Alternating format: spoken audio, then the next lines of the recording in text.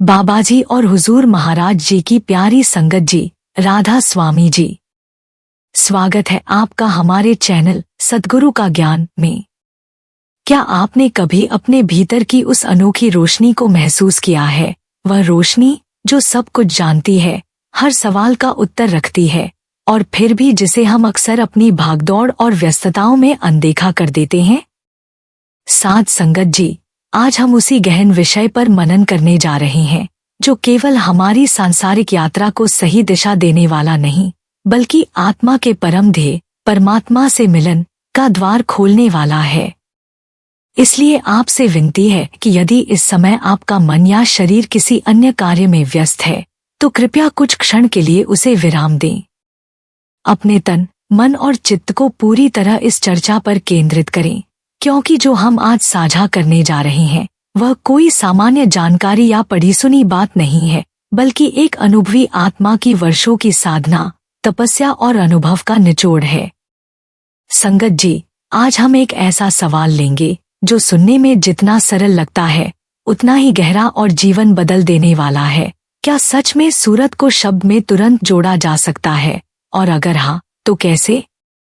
अक्सर यह समझा जाता है कि यह केवल लंबी साधना, कठिन तपस्या या रहस्यमय अभ्यास से ही संभव है, लेकिन संतों ने सदैव यह स्पष्ट किया है कि यह मार्ग उतना कठिन नहीं जितना हम सोच लेते हैं, बल्कि यह तो बेहद सहज, सीधा और स्वाभाविक है।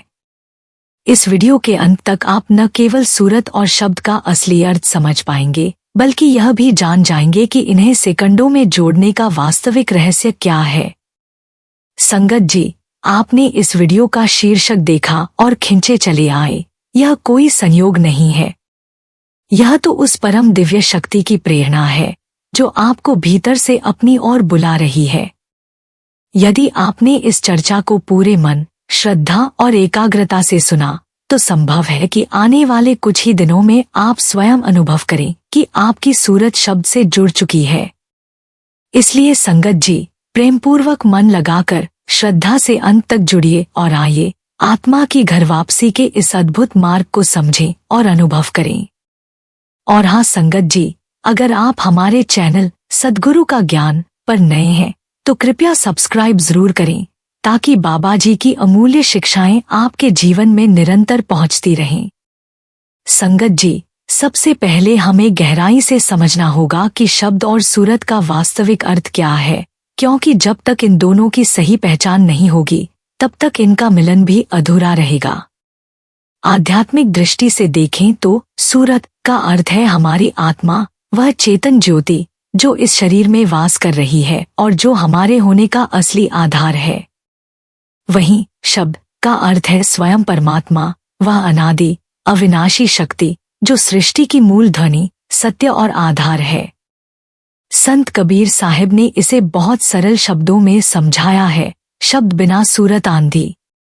अर्थात जब तक आत्मा का जुड़ाव परमात्मा से नहीं होता तब तक वह अज्ञान के अंधकार में भटकती रहती है और जन्म मरण के अंतहीन चक्र से मुक्त नहीं हो पाती। सांसारिक दृष्टिकोण से यदि देखें तो सूरत का मतलब है जहां हमारा मन लगा हुआ है, जिस ओर हमारी चेतना प्रवाहित हो रही है। अक्सर यह मन संसार की वस्तुओं, संबंधों और इच्छाओं में बंधा रहता है और इसी कारण आत्मा अपनी असली पहचान भूलकर शरीर और माया के बंधन में कैद हो जाती है।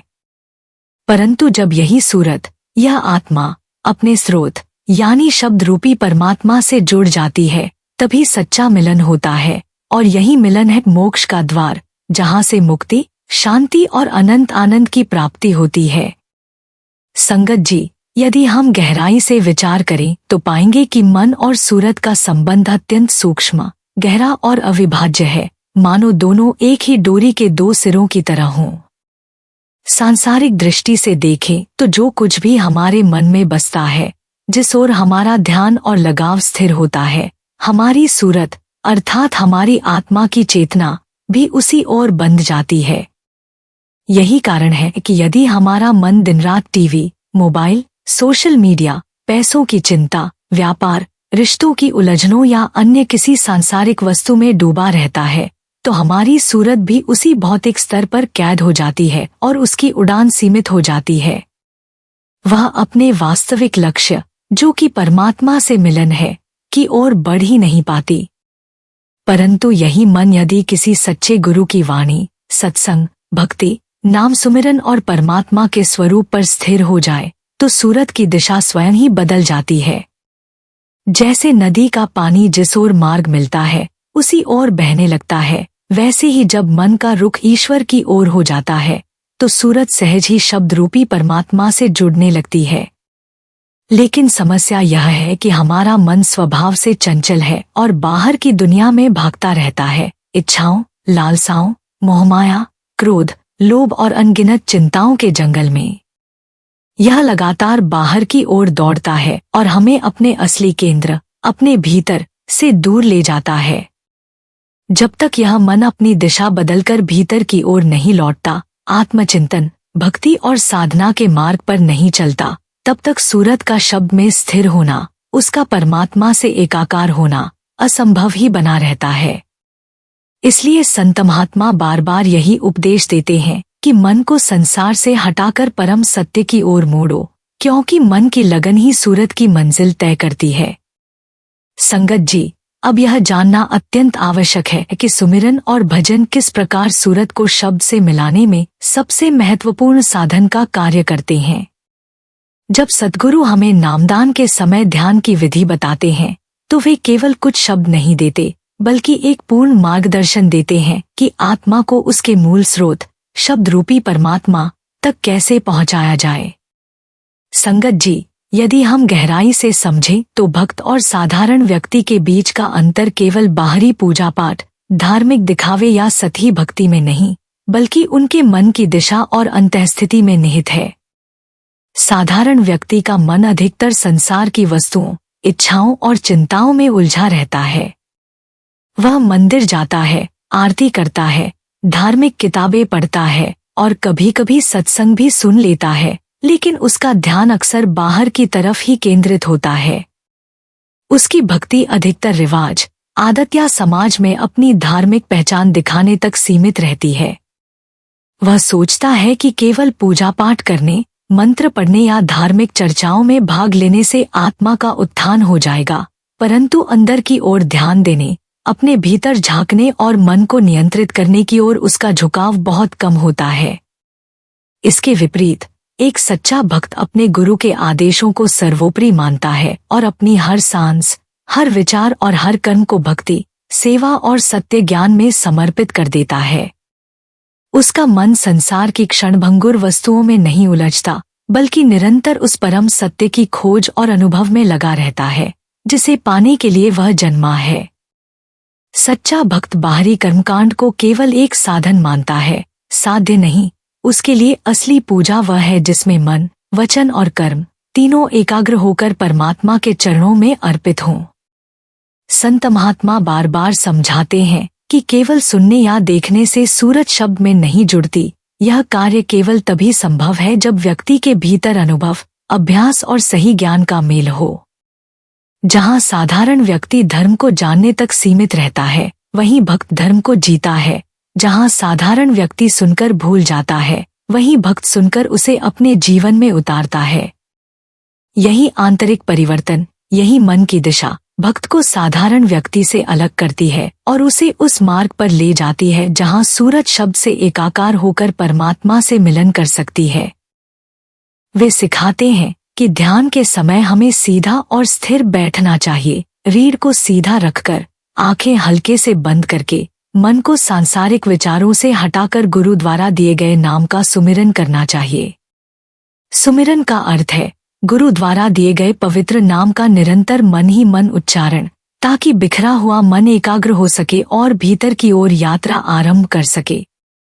यह सुमिरन सुबह के शांत समय, विशेषकर ब्रह्म मुहूर्त में अथवा रात को सोने से पहले करना अत्यंत फलदायी होता है, क्योंकि इन समयों पर वातावरण शांत होता है और मन भी अपेक्षाकृत स्थिर रहता है। जब मन सुमिरन से स्थिर होने लगता है, तब भजन का अभ्यास शुरू होता है। भजन का अर्थ है भीतर के शब्द, नाद या अनहद ध्वनि को सुनना। यह वह क्षण है जब सूरत का रुख बाहर से हटकर भीतर के शब्द की ओर मुड़ जाता है। लेकिन केवल तकनीक से यह संभव नहीं। इसके लिए गुरु के प्रति सच्चा प्रेम और पूर्ण समर्पण आवश्यक है। गुरु के आदेशों का पालन, उनके वचनों पर विश्वास और अपनी अहंकार, संदेह और आलस्य को त्याग कर उनकी शरण में जाना, यह सब सूरत को शब्द से जोड़ने के लिए अनिवार्य है। क्योंकि अंततः यह यात्रा केवल हमारे प्रयासों से पूरी नहीं होती, यह गुरु कृपा के बिना अधूरी है। हमारा काम है केवल ईमानदारी से बैठना, अभ्यास करना, मन को बार बार भीतर की ओर मोड़ना और अपने आप को इस प्रक्रिया के लिए उपलब्ध करना। जब हमारी कोशिश निरंतर, धैर्यपूर्ण और प्रेम से भरी होती है, तो गुरु की कृपा सहज ही हमारे ऊपर बरसती है और एक दिन ऐसा आता है जब सूरत शब्द में स्थिर होकर अपने परम ध्येय परमात्मा से मिलन को पा लेती है। संगत जी, अब आइए गहराई से समझते हैं कि सूरत को आखिर शब्द में तुरंत जोड़ने का असली रहस्य क्या है।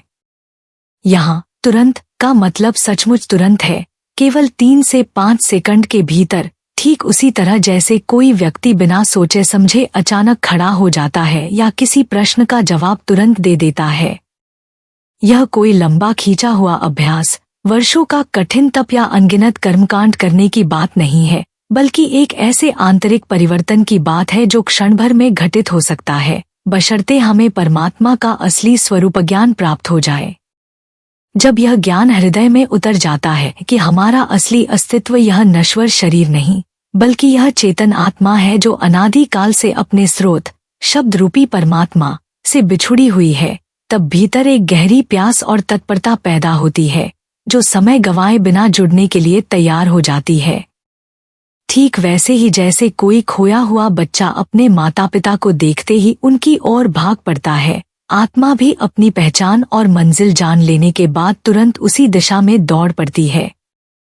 यहाँ पर केवल बैठकर ध्यान लगाने की यांत्रिक क्रिया पर्याप्त नहीं, असली कुंजी है पहचान और ज्ञान। जब आत्मा को यह स्पष्ट हो जाता है कि यह शरीर केवल एक अस्थायी साधन है, एक वाहन है जिसके माध्यम से इस जीवन यात्रा को तय किया जा रहा है और मृत्यु के बाद यह यंत्र यहीं रह जाएगा, तो वह अपने वास्तविक घर लौटने की लालसा से भर उठती है। यह भी जान लेना कि मृत्यु के बाद आत्मा की यात्रा कहाँ जाएगी, किस लोक में पहुंचेगी और वहां तक पहुंचने का सही मार्ग क्या है, यह सब उसकी दिशा तय कर देता है। इस समझ के साथ आत्मा की सूरत स्वयं ही बाहर की दुनिया से हटकर भीतर के शब्द से जुड़ने को तैयार हो जाती है।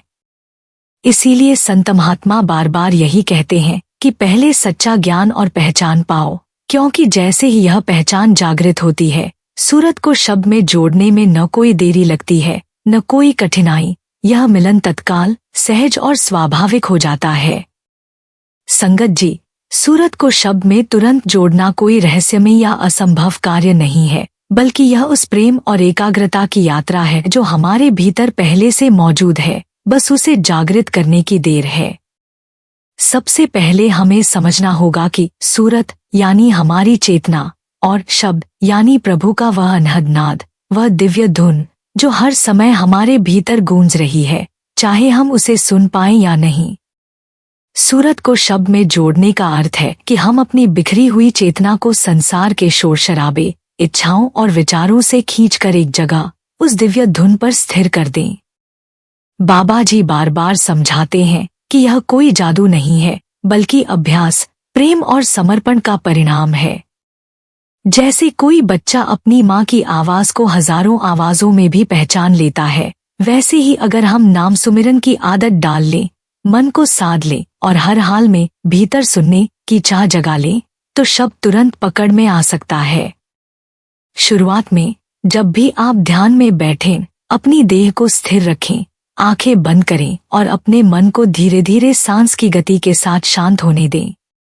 अपने विचारों को बलपूर्वक रोकने की कोशिश न करें, बल्कि उन्हें आने दें और जाने दें, जैसे बादल आते हैं और गुजर जाते हैं, पर आकाश स्थिर रहता है। जब मन थोड़ा शांत हो जाए, तो गुरु द्वारा दिया गया नाम, मंत्र प्रेमपूर्वक, धीरे धीरे और स्पष्ट रूप से दोहराएं। इस समय जल्दी सुनना है वाली बेचैनी या कुछ खास होना चाहिए वाली अपेक्षा छोड़ दें, क्योंकि यही बेचैनी आपको भीतर गहराई में उतरने से रोकेगी। अब कल्पना कीजिए कि आपकी चेतना भौहों के बीच केंद्रित हो रही है, जैसे कोई नन्हा दीपक अंधेरे में जल रहा हो, और उसी दीपक की रोशनी में भीतर से आती हुई धुन को सुनने का प्रयास करें। शब्द को पकड़ने का सबसे सरल तरीका है सुनने की कोशिश न करना, बल्कि सुनने की स्थिति में रहना। कभी कभी यह अनुभव अचानक होता है, बिना किसी चेतावनी के, जैसे किसी ने भीतर घंटी बजा दी हो या बांसुरी की मधुर धुन सुनाई दे गई हो। बाबा जी कहते हैं, जब प्रेम जागता है तो दूरी मिट जाती है। इसका मतलब है कि अगर हमारे भीतर गुरु और शब्द के लिए सच्चा प्रेम, प्यास और भरोसा है, तो यह जुड़ाव तुरंत भी हो सकता है, चाहे साधना में हम कितने ही पुराने या नए हों। हमें बस यह याद रखना है कि यह यात्रा समय और दूरी की नहीं, बल्कि स्थिति और भावना की है, और वह स्थिति बनते ही, चाहे आप कहीं भी हों, चलते फिरते हों या बैठे हों, आपकी सूरत उसी क्षण शब्द में जुड़ सकती है।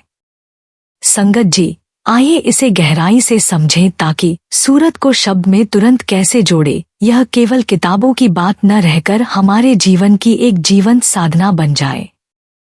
सबसे पहले है प्रक्रिया जो हमें इस जुड़ाव की दहलीज तक ले जाती है। पहला कदम है देह को स्थिर करना।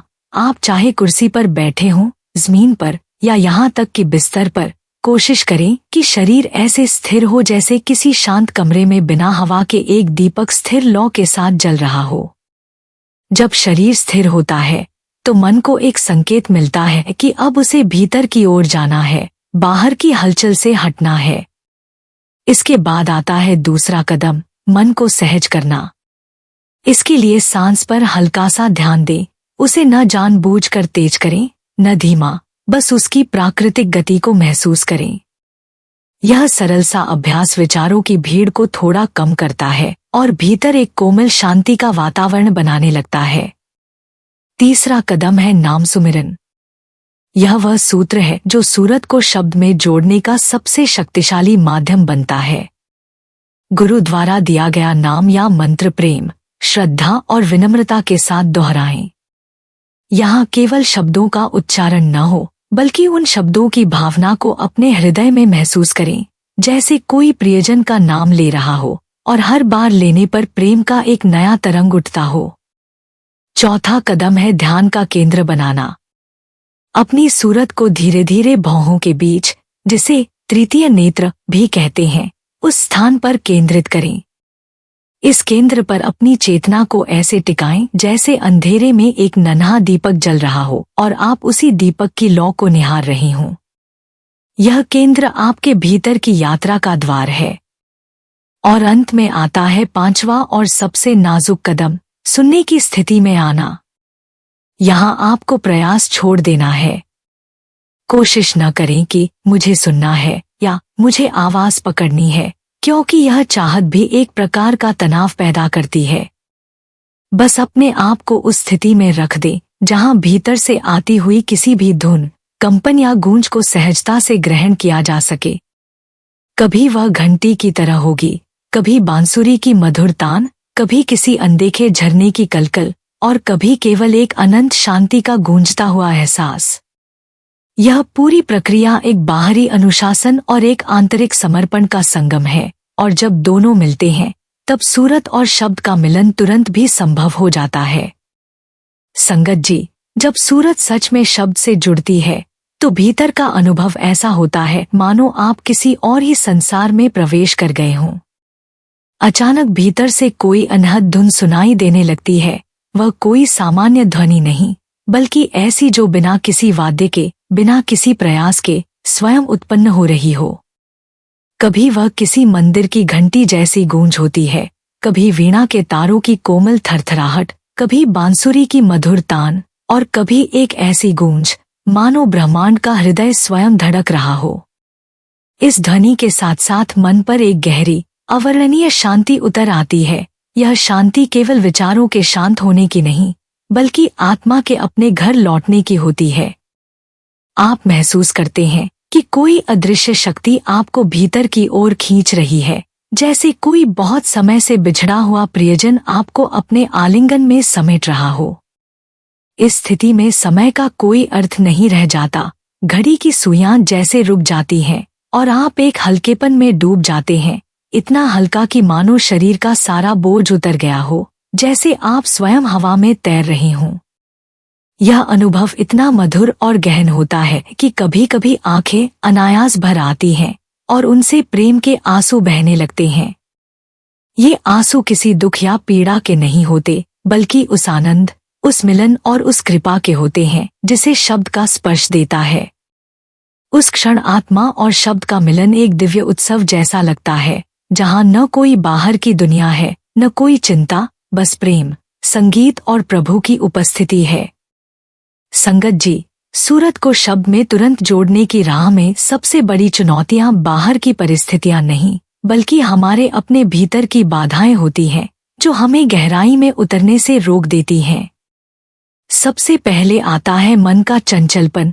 यह मन कभी अतीत की गलियों में भागता है, तो कभी भविष्य के सपनों में, और इन पुराने विचारों, अधूरी यादों और अनियंत्रित कल्पनाओं के बीच हमारा ध्यान टूट जाता है। जैसे कोई शांत झील में बार बार कंकड़ फेंक दे तो पानी में उठती लहरें उसका प्रतिबिंब साफ नहीं बनने देती, वैसे ही मन की हलचल हमें भीतर के शब्द का अनुभव करने से रोक देती है। दूसरी बाधा है जल्दी पाने की लालसा। जब हम ध्यान में बैठते हैं और मन में यह बेचैनी रहती है कि मुझे अभी सुनना है, अभी देखना है, तो यह आतुरता हमें गहराई में जाने ही नहीं देती, क्योंकि भीतर की यात्रा धैर्य और सहजता से होती है, जल्दबाजी से नहीं। तीसरी बाधा है शंका या संदेह। यह सोच कि क्या सच में होगा? क्या मैं सक्षम हूँ? क्या यह सिर्फ कल्पना है? यह न केवल हमारी ऊर्जा को बिखेर देती है, बल्कि हमें पूरी तरह से समर्पित होने से भी रोक देती है। जैसे बीज बोने के तुरंत बाद उसे खोदकर देखने लगे कि वह अंकुरित हुआ या नहीं, वैसे ही संदेह साधना की जड़ों को कमजोर कर देता है। चौथी बाधा है अस्थिर दिनचर्या। अगर सत्संग, सेवा और भजन सुमिरन का अभ्यास अनियमित है, तो मन के लिए तुरंत स्थिर होना कठिन हो जाता है, क्योंकि मन को स्थिरता और ध्यान की पहचान तभी होती है जब यह उसका रोज का अभ्यास बन जाए। इन सब बाधाओं को पहचान कर और दूर करके ही हम वह स्थिति बना सकते हैं जिसमें सूरत तुरंत शब्द में जुड़ सके। संगत जी, सूरत को शब्द में तुरंत जोड़ने के लिए हमें कुछ सरल लेकिन अत्यंत प्रभावी उपाय अपनाने पड़ते हैं, जो हमारी साधना को गहराई और स्थिरता देते हैं। सबसे पहला और सबसे महत्वपूर्ण उपाय है प्रेम को जगाना। बाबा जी अक्सर कहते हैं, प्रेम हो तो दूरी मिट जाती है। जब हमारे भीतर शब्द और मालिक के प्रति सच्चा प्रेम जागता है, तो कोई दीवार, कोई दूरी, कोई बाधा हमें उस मिलन से नहीं रोक सकती।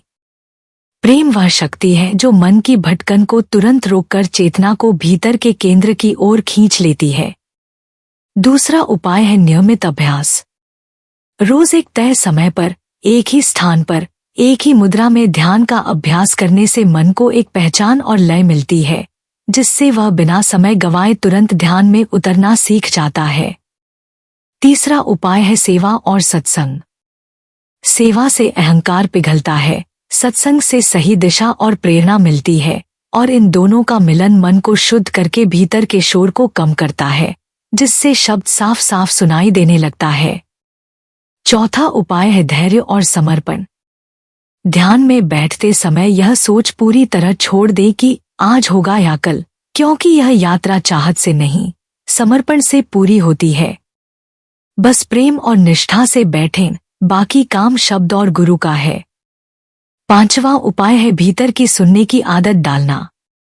चलते फिरते, काम करते और यहाँ तक कि खाली बैठते समय भी भीतर ध्यान देने का अभ्यास करें, मानो हर समय कोई अदृश्य संगीत आपके भीतर गूंज रहा है। इस तरह जब आप ध्यान में बैठेंगे तो आपका मन पहले से ही उस स्थिति में होगा जहां सूरत और शब्द का मिलन सहज और तुरंत हो जाएगा। संगत जी, अब एक बहुत महत्वपूर्ण बात समझनी होगी। भ्रम और गलतफहमियां ही वह सबसे बड़ी दीवार हैं जो साधक और उसके परम लक्ष्य परमात्मा से मिलन के बीच खड़ी रहती हैं। आमतौर पर लोग अपने आध्यात्मिक जीवन की शुरुआत ही गलत सवाल से करते हैं। वे बार बार पूछते हैं, परमात्मा कैसे मिलेगा, जबकि असली और सही सवाल होना चाहिए, परमात्मा को कैसे पहचाने, क्योंकि यदि पहचान ही नहीं होगी तो मिलने का प्रश्न ही कहाँ पैदा होता है। इसी एक गलत दृष्टिकोण के कारण असंख्य लोग पूरी जिंदगी कर्मकांड, बाहरी दिखावे और परंपराओं की जंजीरों में उलझे रहते हैं। वे यह मान लेते हैं कि कोई विशेष पूजा विधि, कोई कठिन तपस्या या कोई गुप्त मंत्र ही परमात्मा से मिलने का एकमात्र साधन है। परिणाम यह होता है कि बहुत से लोग गुरु या संत के नाम पर अंधभक्ति में पड़ जाते हैं, जहां भक्ति के नाम पर केवल नियम, रिवाज और कर्मकांड रह जाते हैं, लेकिन असली ज्ञान और अनुभव गायब हो जाता है। सूरत शब्द साधना को भी वर्षों से इतना रहस्यमय और कठिन बताकर प्रस्तुत किया गया है कि साधक यह सोचने लगता है कि यह केवल किसी खास, चुने हुए, भाग्यशाली व्यक्तियों के लिए है, आम इंसान के लिए नहीं। जबकि संत महात्मा हमेशा से कहते आए हैं कि यह साधना न केवल सरल है, बल्कि हर उस व्यक्ति के लिए है जो ईमानदारी, श्रद्धा और प्रेम के साथ भीतर की ओर यात्रा करने को तैयार है। यहाँ असली चुनौती ध्यान की तकनीक सीखने से ज्यादा उस भीड़-भाड़, परंपरा और अंधविश्वास के जाल से बाहर निकलने की है, जो हमें भीतर जाने ही नहीं देती। बाहर की दुनिया हमें हजारों काम, हजारों बहाने और हजारों आकर्षण देती है, लेकिन भीतर का मार्ग एकदम सीधा और शांत है। इसीलिए सच्चे साधक को सबसे पहले अपने मन को यह समझाना पड़ता है कि परमात्मा को पाना किसी कठिन पहाड़ पर चढ़ने जैसा नहीं, बल्कि उस परम सत्य को पहचानने जैसा है, जो हमेशा से हमारे भीतर ही है। जैसे ही यह पहचान जागती है, भ्रम और गलतफहमियों के बादल हटने लगते हैं और सूरत का शब्द में मिलना सहज और स्वाभाविक हो जाता है। संगत जी, अब हम संत कबीर साहिब की उस अद्वितीय स्पष्टता को समझें, जिसने सदियों से साधकों को वास्तविक आध्यात्मिक मार्ग की ओर मोड़ा है। कबीर साहिब ने बड़ी ही संक्षिप्त परंतु गहन पंक्तियों में सत्य को उजागर किया। सूरत समावेश शब्द में ताको काल न खाए। इसका अर्थ यह है कि जब आत्मा, सूरत, पूर्ण रूप से शब्द रूपी परमात्मा में स्थिर हो जाती है, तो उस पर समय और मृत्यु का कोई अधिकार नहीं रहता। वह जन्म और मरण के अंतहीन चक्र से मुक्त हो जाती है। यहाँ समावेश का मतलब है केवल थोड़ी देर के लिए ध्यान में लगना नहीं, बल्कि पूरी तरह से एकाकार हो जाना, जैसे पानी की बूंद सागर में मिलकर अपना अलग अस्तित्व खो देती है। कबीर साहिब ने साधना के विभिन्न तरीकों के बारे में भी स्पष्ट चेतावनी दी। जाप मारे, अजपा मारे, यानी केवल माला फेरना, नाम जप करना या श्वास जप करना ही साधना का अंतिम लक्ष्य नहीं है। यदि इसके पीछे सही ज्ञान और पहचान नहीं है, तो यह सब केवल यांत्रिक क्रियाएं रह जाती हैं, जो मन को कुछ समय के लिए शांत तो कर सकती हैं, लेकिन आत्मा को उसके परम लक्ष्य तक नहीं पहुंचा सकती। इसी प्रकार कबीर साहिब ने कहा, पढ़े गुण, बात करें, काबू नहीं मनिए। इसका आशय यह है कि केवल धार्मिक ग्रंथ पढ़ लेने से या आध्यात्मिक बातों की चर्चा करने से कोई साधक नहीं बन जाता। जब तक मन पर नियंत्रण नहीं है, तब तक सूरत को शब्द में स्थिर करना असंभव है। मन का चंचलपन, इच्छाओं का तूफान और मोह का जाल साधक को बार बार बाहर की ओर खींच ले जाते हैं। इसीलिए कबीर साहिब का संदेश सीधा है, साधना का सार केवल बाहरी कर्मकांड में नहीं, बल्कि मन की लगाम पकड़कर उसे शब्द रूपी परमात्मा में स्थिर करने में है। जब यह स्थिरता आ जाती है, तब न कोई भ्रम रहता है, न कोई भय और न ही काल का प्रभाव। आत्मा अपने अनंत घर, अपने मूल स्रोत में सुरक्षित और शांत हो जाती है। संगत जी, अब विस्तार से समझते हैं कि सूरत को शब्द में जोड़ने की सरल और सीधी प्रक्रिया क्या है, ताकि यह कोई रहस्यमय या जटिल साधना न लगे, बल्कि एक स्वाभाविक आंतरिक यात्रा के रूप में आपके सामने आए। सबसे पहला कदम है शब्द का सही अर्थ समझना। यहाँ शब्द से मतलब केवल बोलने या सुनने वाले शब्दों से नहीं, बल्कि उस अनहद, अनादि और शाश्वत नाद से है, जो परमात्मा का स्वरूप है और जो हमेशा, हर समय हमारे भीतर गूंजता है। यह कोई भौतिक ध्वनि नहीं, जिसे कानों से सुना जाए, बल्कि आत्मा द्वारा अनुभव की जाने वाली दिव्य तरंग है। इसके बाद साधक के लिए अनिवार्य है कि वह आत्मा और परमात्मा के स्वरूप का सही ज्ञान प्राप्त करे। यह ज्ञान केवल सच्चे, अनुभवी और जीवित गुरु से ही मिलता है, क्योंकि वही अपने अनुभव से उस राह का परिचय देते हैं जिसे उन्होंने स्वयं तय किया है। जब यह ज्ञान हृदय में उतर जाता है तो साधना केवल कर्मकांड या कल्पना नहीं रहती, बल्कि एक जीवंत अनुभव की दिशा में बढ़ने लगती है। तीसरा कदम है प्रेम, लगन और गुरु की आज्ञा का पूर्ण पालन। केवल गुरु के उपदेश सुन लेना काफी नहीं, उनकी आज्ञाओं को जीवन का नियम बनाना होता है ताकि मन की दिशा बदल सके। फिर आता है सबसे बड़ा परिवर्तन, मन को सांसारिक बंधनों और आकर्षणों से मुक्त करना। यह मन स्वभाव से बाहर की ओर भागता है, इच्छाओं, मोह, रिश्तों, धन, मान सम्मान और अनगिनत विचारों में उलझा रहता है। लेकिन जब साधक प्रेम और समर्पण के साथ गुरु के बताए मार्ग पर चलकर मन को बाहर से हटाकर भीतर की ओर मोड़ देता है तो एक अद्भुत परिवर्तन होता है। जैसे ही मन का रुख भीतर की ओर होता है, सूरत स्वतः ही शब्द में स्थिर होने लगती है। इसे जबरदस्ती खींचना या बांधना नहीं पड़ता, क्योंकि उसका स्वभाव ही अपने स्रोत से मिलना है। इस पूरी प्रक्रिया को कठिन तपस्या, वर्षों की साधना या अत्यधिक संयम की आवश्यकता नहीं होती। यह मुख्यतः दिशा बदलने का कार्य है, बाहर से हटकर भीतर की ओर। जैसे नदी अपने स्रोत की ओर बहने नहीं बल्कि समुद्र में मिलने के लिए बहती है, वैसे ही सूरत सही मार्ग और सही ज्ञान मिलने पर सहज रूप से अपने अनंत शब्द समुद्र में विलीन हो जाती है। संगत जी, यह समझना अत्यंत आवश्यक है कि सूरत को शब्द में जोड़ने की यात्रा डर, दबाव या बोझ की नहीं, बल्कि प्रेम, आकर्षण और आनंद की यात्रा है। संतों ने कभी भी हमें कोई ऐसा मार्ग नहीं दिया जो कठिन, रहस्यमय या असंभव हो। उन्होंने तो हमेशा जीवन की जटिलताओं को सरल करके सत्य की सीधी और स्पष्ट राह हमारे सामने रखी है। उनका संदेश हमेशा प्रेम आधारित रहा है, न कि भय आधारित। भय के वातावरण में साधक का मन सिकुड़ जाता है, संदेह बढ़ जाते हैं और यात्रा बोझिल हो जाती है, जबकि प्रेम के वातावरण में मन खुलता है, सूरत सहजता से खिंचती है और साधना एक आनंदमय अनुभव बन जाती है।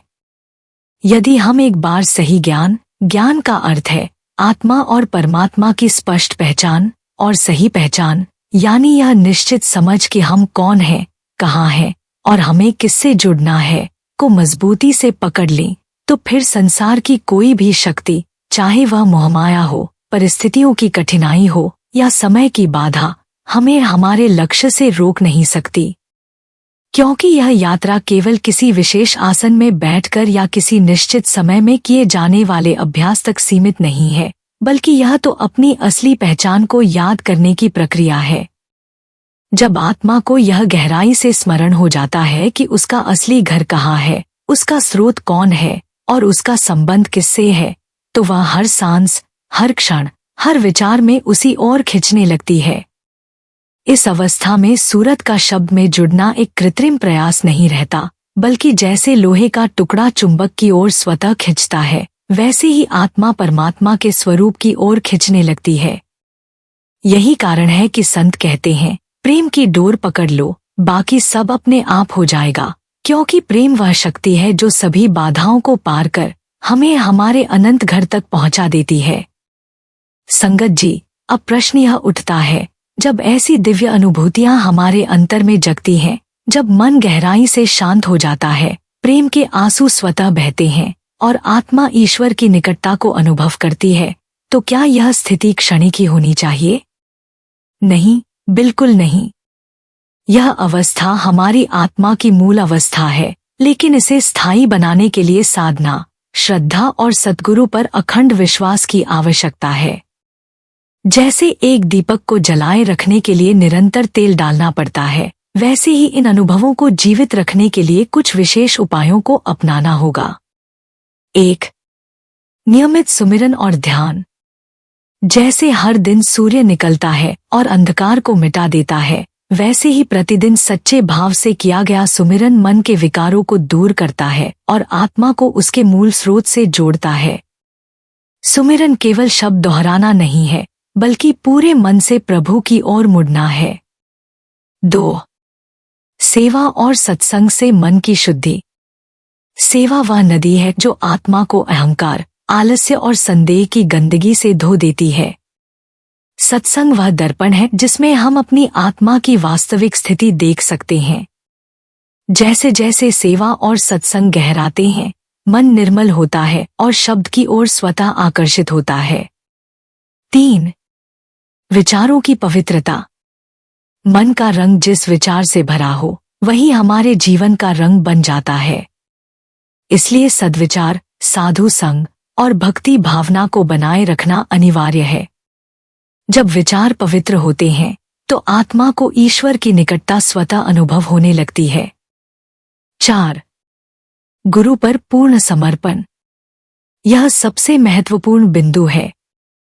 यदि एक बच्चा अंधेरे में माँ का हाथ पकड़कर चलता है, तो वह कभी नहीं डरता, क्योंकि उसे विश्वास होता है कि माँ उसे छोड़ नहीं देगी। ऐसे ही सद्गुरु पर समर्पण, जो भी है, जैसा भी है, सब कुछ गुरु चरणों में अर्पित है। यही भाव हमें उस अवस्था में स्थिर करता है। संगत जी, यह याद रखिए कि भावनाएं आती जाती हैं, पर एक साधक का लक्ष्य भावों से परे उस शाश्वत अनुभव तक पहुंचना होता है जहां केवल मौन है, केवल प्रेम है, केवल गुरु है। उस स्थिति को स्थायी बनाना कठिन नहीं, यदि हम एक एक दिन को, एक एक पल को प्रभु के नाम में बिताएं। हर सांस में नाम, हर सेवा में समर्पण और हर दुख में शुक्राना, यही स्थायित्व की कुंजी है।